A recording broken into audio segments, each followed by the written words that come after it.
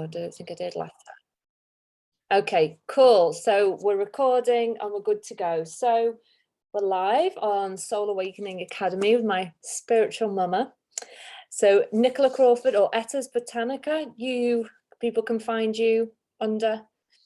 And yeah, the page name's changed now to my name, so yeah. Nicola Crawford, right? Okay. Yeah. And I know lots of people really want to work with you when they see you do these lives. So you're a kind of a master astrologer, and I've known you for some time now, although we haven't physically met in the flesh. No, I know these crazy times as well. Yeah. Now, yeah. Well, one day we will, and I'll give you a big squeeze because it's a date.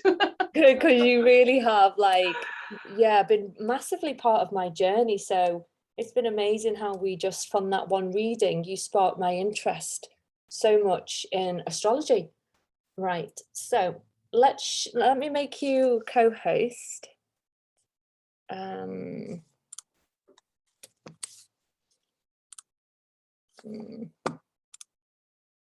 Make host. Okay, so let's talk about what's happening right now astrologically. Okay, As above, so below. So okay, let me share my screen then. Yeah. And then we can have a look at the current chart. And for those watching on Facebook, please post your comments below. Say hi if you're here. We've got a few people that have joined. So say hello.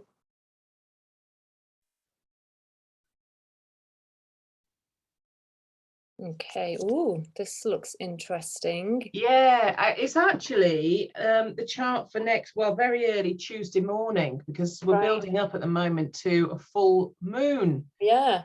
And a full moon in Pisces. Okay, nice. Yeah. And so that's taking place, if you're in the UK, that's 5 to 1 a.m. on Tuesday morning.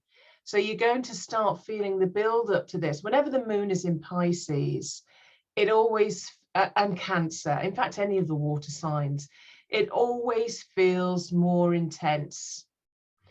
And this one more so, because if you can see here, I mean, a full moon, if you haven't done any astrology before, a full moon occurs when the moon is opposite the sun. So this is the sun down here, this double circle here, a circle of spirit opposite the moon. A new moon is when the sun and moon are together. So when you've got a full moon, it's a lot about kind of issues that are coming to a head. It's a lot to do with a culmination point. And if you think back to February, when we had the new moon in Pisces, a lot of issues that you had back then are now coming to that point where you think, do I carry on with this? Do I carry on with it in some kind of revised form, or do I jettison it altogether? So there's a lot of big decisions at the moment. And the thing about Pisces is it's a very dissolving energy, And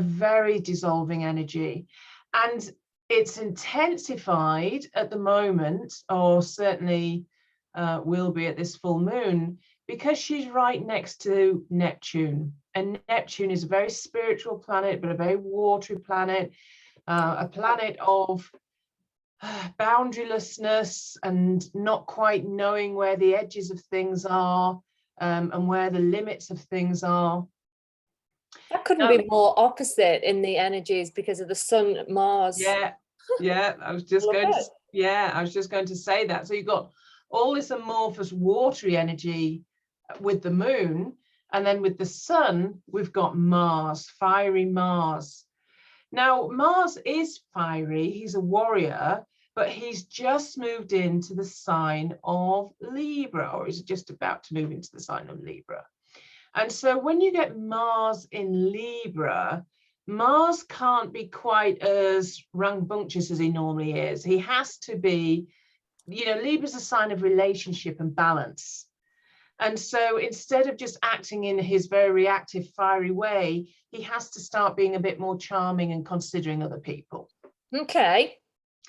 So we've got a kind of muted Mars, if you like, in Libra next to the sun, opposite this full moon. And there's a lot about this that's to do with this division of masculine and feminine energies. And when we talk about masculine and feminine energies, when we're talking esoterically, we're not talking man, woman necessarily.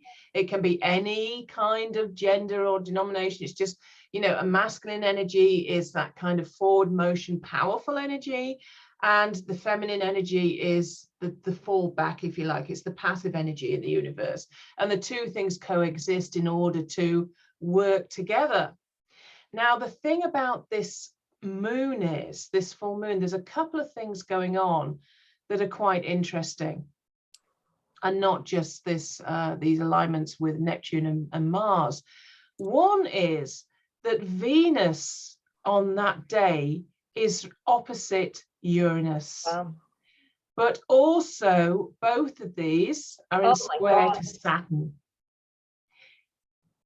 There's going to be, I think, surprises around relationships and revelations around relationships.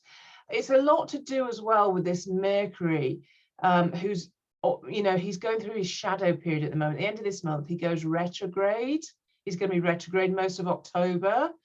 So Mars is there forming this square to Pluto at the same time. And I think around relationships, it doesn't have to be an intimate relationship, can be a business partnership or whatever. There's going to be information coming out that was hidden.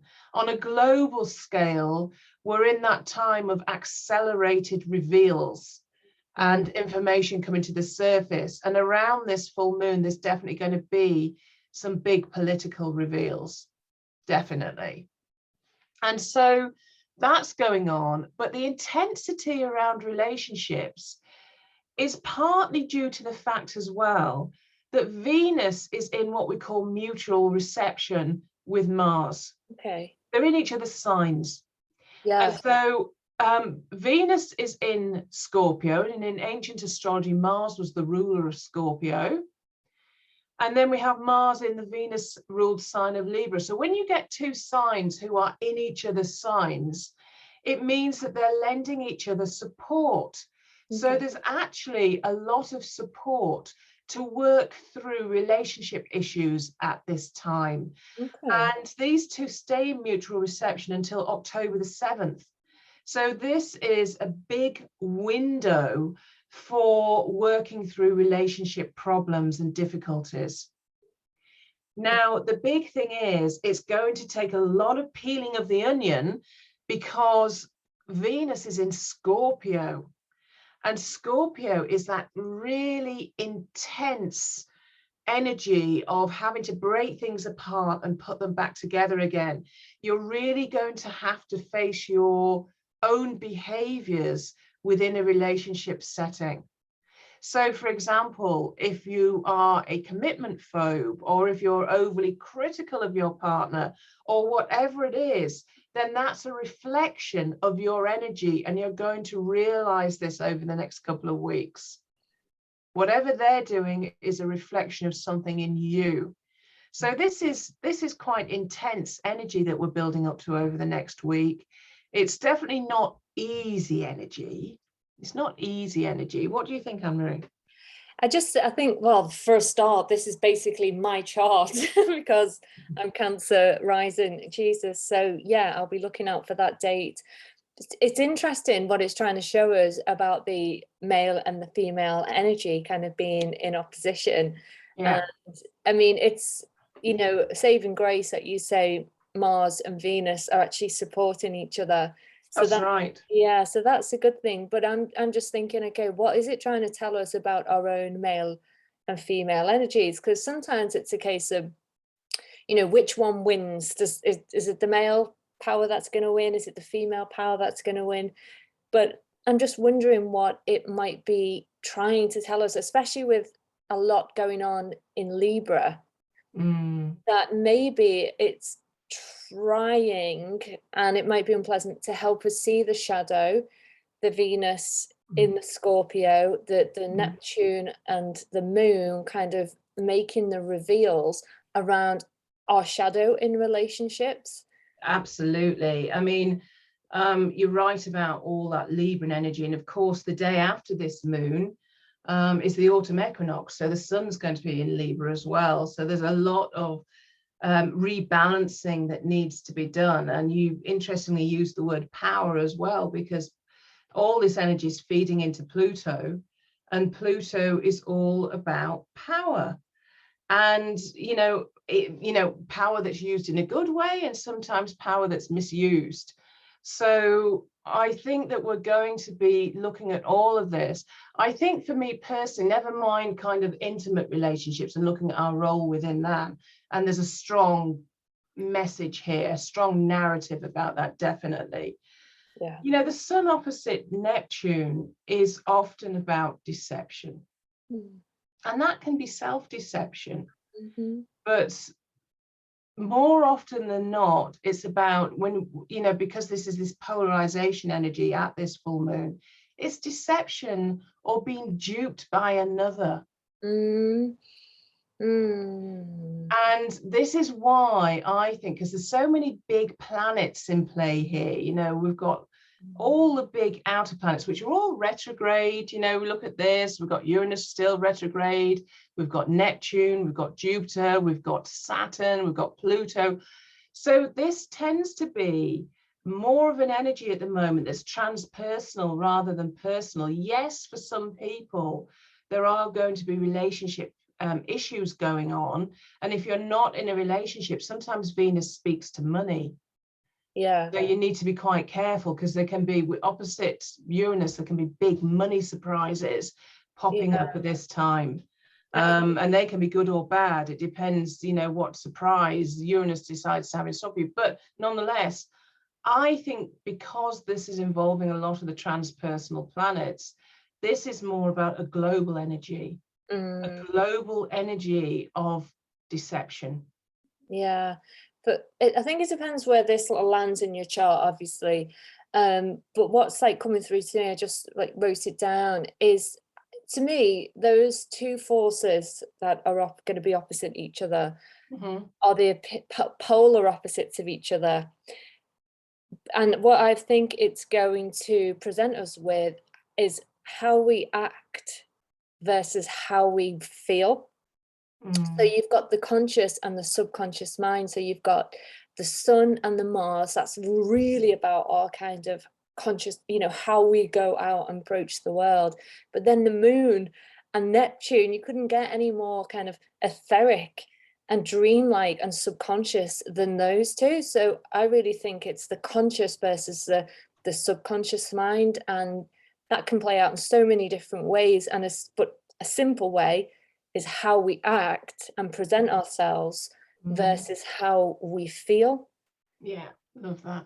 So yeah, and for me, I think it's definitely about, and I'm sensing it already, especially with that Venus in Scorpio. I'm catching myself on, I'm catching my normal narrative, which can be critical.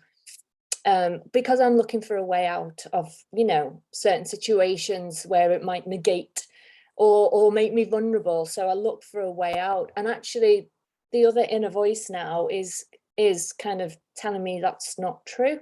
So my normal narrative around relationships, which I can normally hook onto and use that as the escape to get out of jail, card, basically trying to save myself from being hurt. That's there's something that's not allowing me to go down that path anymore, and there's something coming through about honesty, and not, rather to kind of be authentic and honest rather than go down the slippery slope of falling into the same old patterns. And I've put that down to Venus in Scorpio, amongst other things, which are like, can be the femme fatale type of energy, but also kind of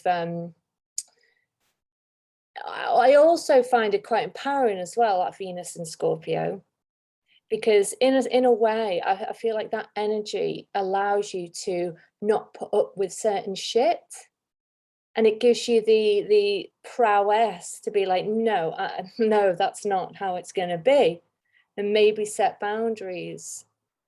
And it's opposite Uranus, so it's just even more heavily charged. Yeah, no, I completely agree. And, you know, I call Venus in Scorpio kind of like the Miss Whiplash energy. It's so intense. You know, it's a very sexual energy, but it's kind of a sexual energy without emotion. Yeah, I can You know, imagine that. it's just Yeah. intense. You know, it's that energy of a fatal attraction, and you know, and also holding on to things that you maybe once desired, but you don't desire anymore. Yeah. Because Yeah. Scorpio is a fixed sign, so you know, and Venus is our desire nature.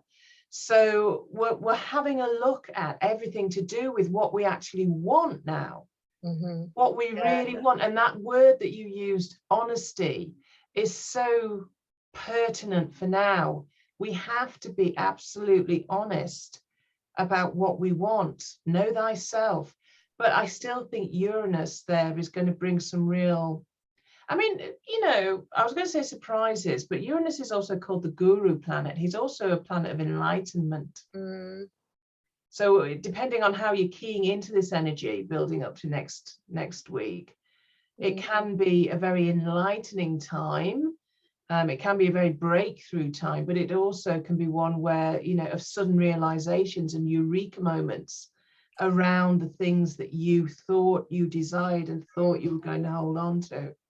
So another way to kind of interpret it as Scorpio eighth house. That's right, isn't it? Scorpio eighth house. So it's like Mhm, the depth, Venus being in there, mhm. opposite Uranus. So it's like you say, things might be revealed that you weren't quite expecting to be revealed. Let's put it this way: if you're in a relationship and it's not meant to be, Uranus is likely to come in now, and make that dismantle itself so you can rebuild that into something that's true. Yeah, and you know, don't forget as well that full moons, you know, this is a dissolving moon. So there Mm, will be a percentage of people who are hoofed out of relationships at this full yeah, moon, or as a result of this full moon. Might not happen on the day, might be within a few weeks of this. You know, it's almost like a catalyst, you know, something catalytic happens around this moon, which then leads into this dissolving process. So it's quite an intense time. it It's is, quite isn't an it? But intense there's time. there's kind of some like positivity there, with quite a lot of it feeding into Pluto. So it's like looking at that opposition full moon. Yeah, is that full moon? I always get mixed up. That moon and sun opposition. But then, so that's the lesson. Like you got to kind of listen, okay, intuitively, what is it pulling you? What's going on maybe between the head and the heart? But then maybe when you figure that out, that lesson, centering, stillness, honesty, you can find the power to transform it with Pluto. I guess things only feel chaotic when you're being pulled this way, that way, this way, that way, and you don't find a balance and a stillness within yourself to go, right, okay, what is this about? Like tune in, higher self, what do you want me to do? When you find that answer, then call on Pluto, because it's feeding into Pluto. So the power is there for Pluto. So whatever you decide to do or even need to know, call on the power of Pluto, the power of transformation, to give you that answer, to help you with whatever the situation brings to you. And don't allow yourself to be taken for a ride. Yeah. And don't be the duper, or the, you know, the one that maybe makes excuses for a situation that you know is kind of past its sell-by date. Yeah. It's different. Yeah. So it is about raw honesty, really, there, isn't it? The head and the heart, how you're acting versus how you feel. Mm. Yeah. All right, let's see what some questions that we have. Hi, everybody. Nice to see you. So we've got a couple of comments going on. Some people saying that they've been feeling drained. Becky said that she's like had lots of productivity this week. So other people saying about relationship stuff. Yeah. So we don't know how many we've got left, but if you want us to tune in to you quickly and just give you a quick reading, if we can, say yes and just tell us what the issue might be as briefly as you can. Are you up for that? I would also look out, by the way, definitely up for doing readings. I would also look out for a big event involving water.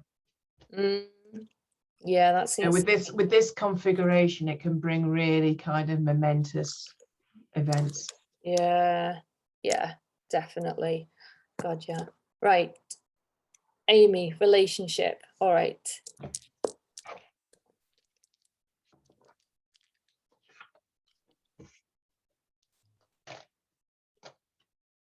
Got some moldavite. You know, I have as well, just in front of me. Yeah. Yeah, having it under my pillow, down my bra. The energies of moldavite are quite strong at the moment, though. Yeah. It's like it's been activated.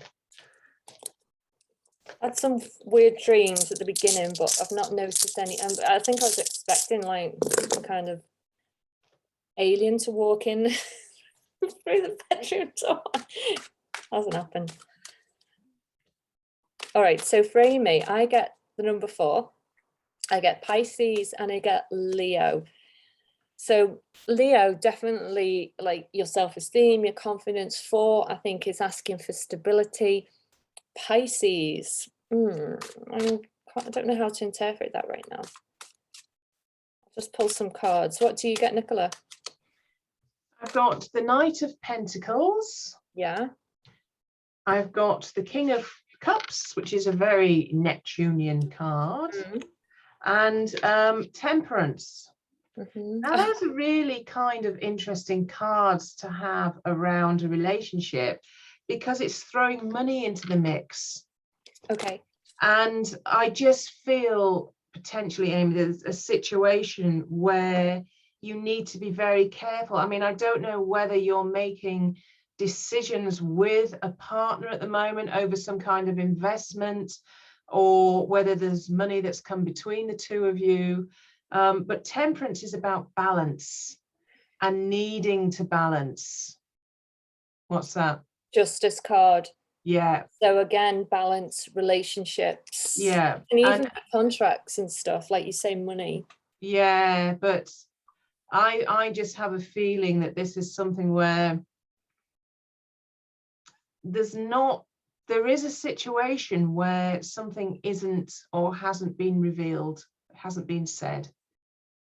And I do think that, you know, that Temperance card and the Justice card is about kind of getting the facts together before you do anything. It's very difficult at the moment with that Mercury just going into shadow. Facts are very kind of thin on the ground, but I think there are going to be some big revelations around this relationship. Actually, I'm so silly sometimes. These dice throw me. It's not Pisces, it's Cancer. No wonder I couldn't figure out what the frig it meant. So that's Cancer. Okay, so that's talking about the home. It's talking about bringing balance into the home. You know, maybe how you're showing up in the home with the Leo there, the lioness, the sun, your motivation, your mojo. But it's requiring balance with that 4. You know, it's asking for stability. So it's like, are you working towards that? What is knocking that equilibrium in the home, I guess? And I'm getting I don't often get names, but I'm getting a Chris name. So I don't know whether that's related to you, Amy, or whether it's related to somebody else we're going to read for. But yeah, I think you need to be quite careful about investments and you know, and money. Money is one of the number 1 things that can drive a wedge between people. Different values to money, different attitudes to money. One earns more than the other. One, you know, is, you know, a bit shady about money. I would say from doing years of readings, honestly, it's not sex that drives a wedge between people, it's money. Yeah. What astrologically does temperance represent? Temperance is actually Sagittarius, which Right. is really kind of unusual.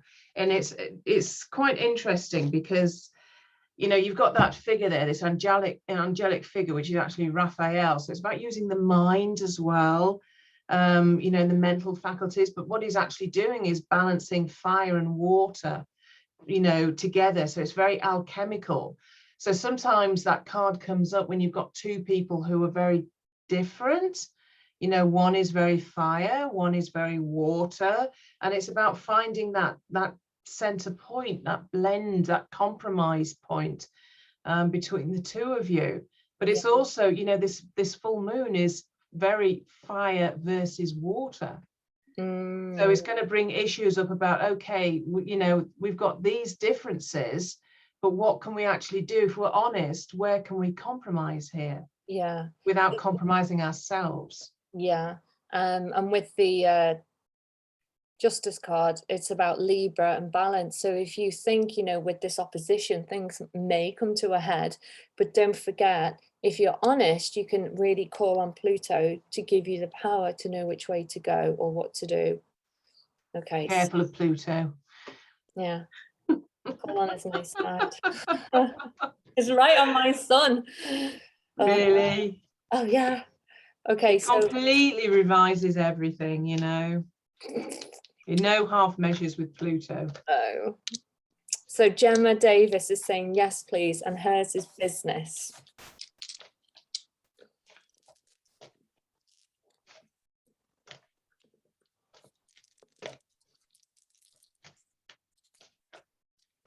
Okay.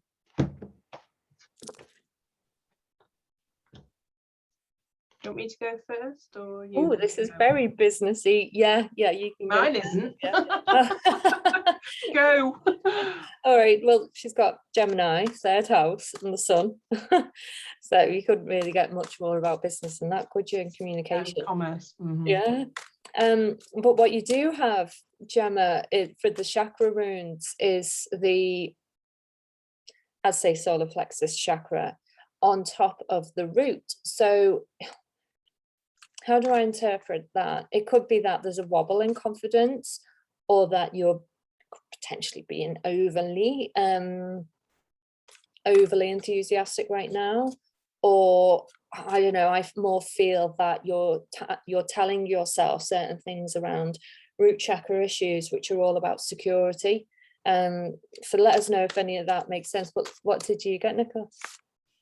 Well, I got the Knight of Wands, which is interesting because the Knight of Wands is about a pure kind of creative energy, a pure creative force. But then Eight of Cups, and the Eight of Cups is very much about having to walk away from something, but there's an emotional pull to it. Mm-hmm. It's not easy. So I just got the feeling that there's some aspect of business, Gemma, I don't know what it is, that you really need to be honest about and evaluate. So part of it might be going really well, but there's something that perhaps you need to use the energy of this full moon to cauterize. And I also had the Four of Swords there, which is interesting because you couldn't get two more disparate cards than this. Energy, vitality, creativity, and then needing to rest. So it just feels like there's something that you've put a lot of energy into.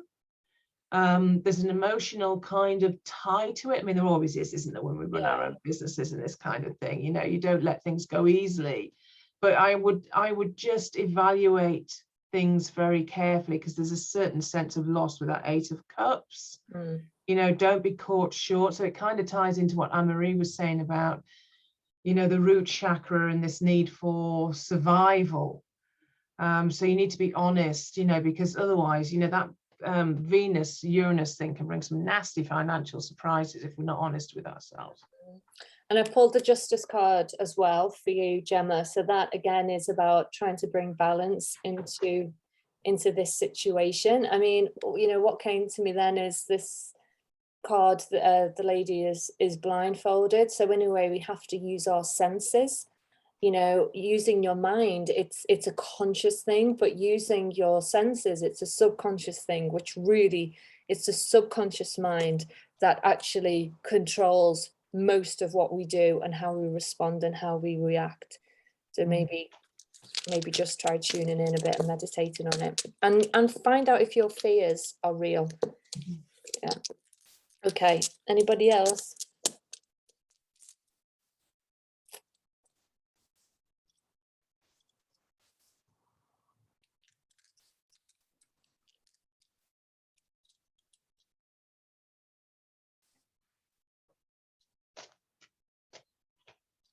You literally just have to keep typing, because we only get to see about 3 or 4 messages. It's a pain.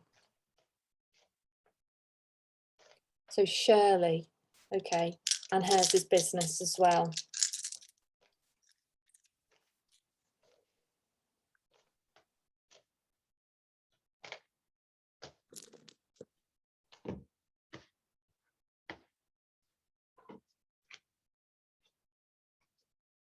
Okay. So I mean, I glanced at your picture, Shirley, on the thing that I can see on Facebook. But what I like tune into, and I don't know if this is true, obviously, but feel like you're quite an active person. Like you may be kind of really sporty and always on the go, but you've got Mars in Pisces, but the number 12.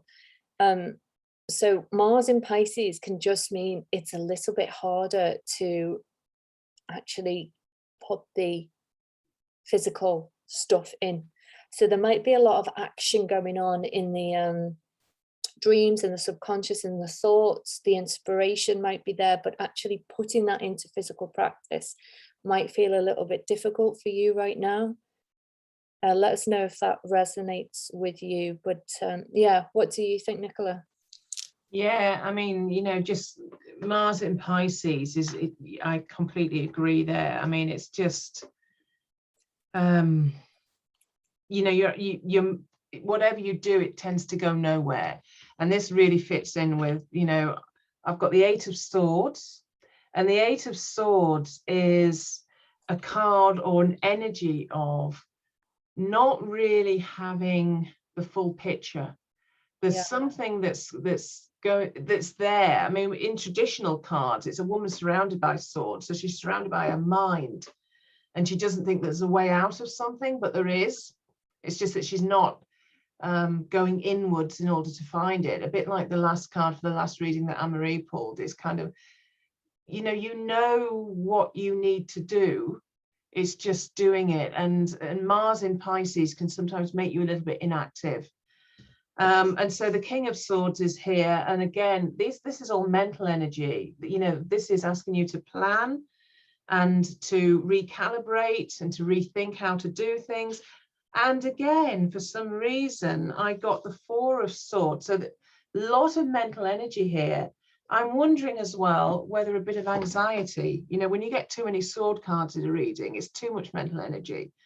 And so maybe you need to step back in order to get the answers that you need. Maybe you need to step back to get the full picture, because it feels like you're running at walls a little bit at the moment. Yeah, I feel that you're not tapping into a part of yourself that can give you the abundance, the money that you want to make. So I feel like obviously what you want to do is you want to make some money out of your business, but there might be a part of you with that 12 energy about creativity that you're not like most people think you do business in a certain way, you know, been conditioned to believe that. But I just feel that there might be a part of you that is different. There's maybe a uniqueness, you know, a bespoke way that you can actually make money. Now, it might not be the conventional way, so you might have fears and doubts over that, and people might tell you that that's not going to work out for you. But if you can to kind of tap into you know, your creativity, it's like it's like the stuff that goes on when you're quiet, you know, maybe when you're walking in nature, or you go to sleep, or you've got a pen and you're doodling. it's that inspiration that's coming through to you then, which might be completely off piste of what you think business needs to look like. But maybe if you followed that path, that might actually give you, the money and the business that you're looking for. So I hope that helps. Okay. Deborah Ruddy says, I have a new business idea I'm playing with. Okay.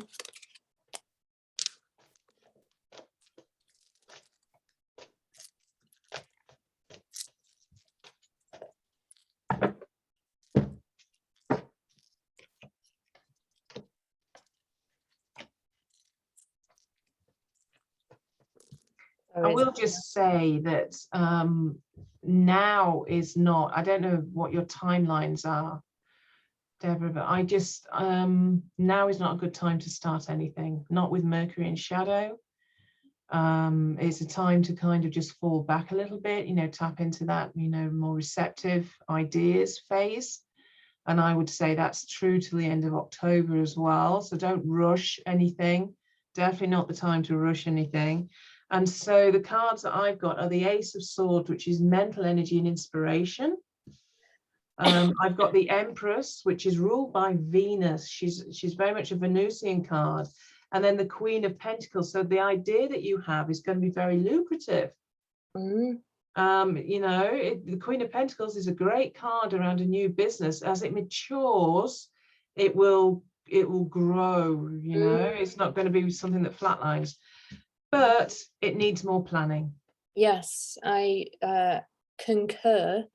You have 4, stability, hard work, Jupiter, expansion and luck, and Pisces.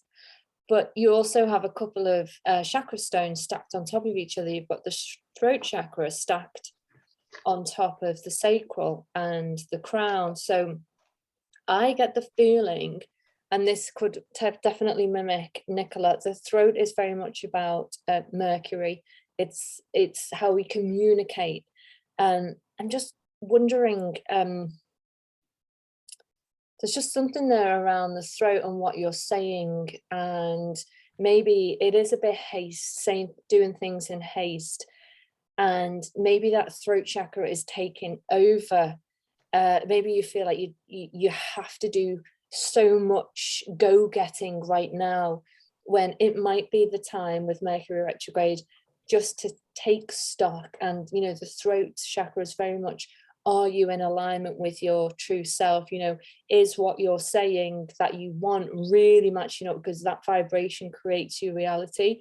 So it might I do believe that this is a good goer with the Jupiter there and the 4. I would just be conscious of what's happening with your words at the minute, if that makes sense to you. Yeah, 4 is a foundational number, so you need to build it on strong foundations. Don't try and do anything that's kind of just pie in the sky at the moment. So she says that all makes sense. She's in a planning stage at the minute. Okay, yeah. good. Yeah. Now there was a message there, but I've missed it from, I think it was from Gemma, something about solar energy. We only get to see a little bit, so you'll have to repost that.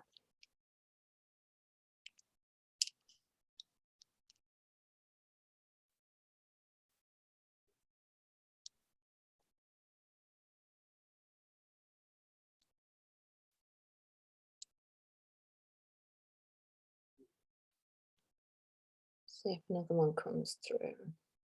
And hydrate at this full moon as well, because you're going to feel with that Mars Sun, you'll feel quite, everything will feel very dry and desiccated. Yeah.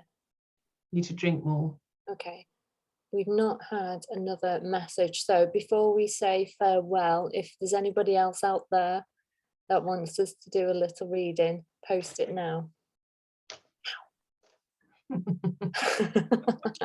Should we do each other while we wait? I can't think of anything at the moment, I tell you. It's been a busy day, busy old day. You can do me then. Okay. So relationship. Really? Well, yeah.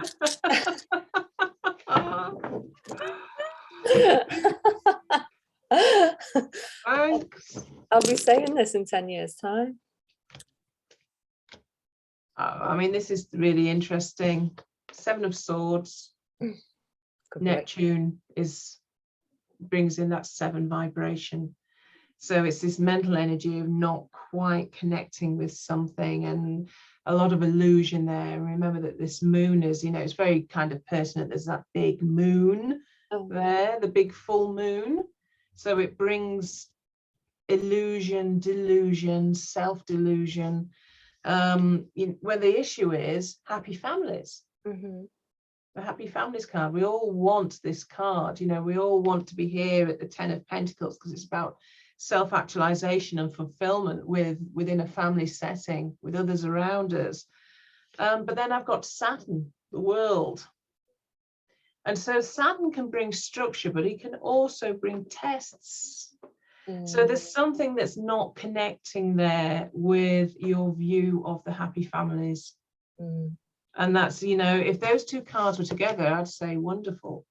But then the 7 of Swords is kind of the thing that's going, come on, you need to get in alignment mentally with what your vision is for your future. So true, so true. Thank you, darling. Want me to do you, or are you all right? I'm fine. Oh, here's Gemma, right. So she says, yeah, my solar always needs work. Oh, we did you before, didn't we? I think that all completely, oh yeah, she said it all completely resonated. Definitely have something that I know I need to walk away from, but feel guilty doing it, as it's something I've loved for a long time, but no longer feel aligned to it. Yeah, okay. Maybe use that energy of the, full moon, how we act versus how we feel, to really focus in and get that confidence to do what you feel is right anyway. The problem is that Uranus is so strong at the moment, especially opposite Venus. But, and I've said this before, he'll kind of unpick your fingers from something that you're trying to hold on to too tightly. He'll make some crazy event arise where you just can't continue with something that you're not in alignment with anymore. It's going to be a really interesting week next week. Oh God, I'll message you. Well, I've got my Venus and Scorpio nails, and you've got your Venus and Scorpio lippy. So we're doing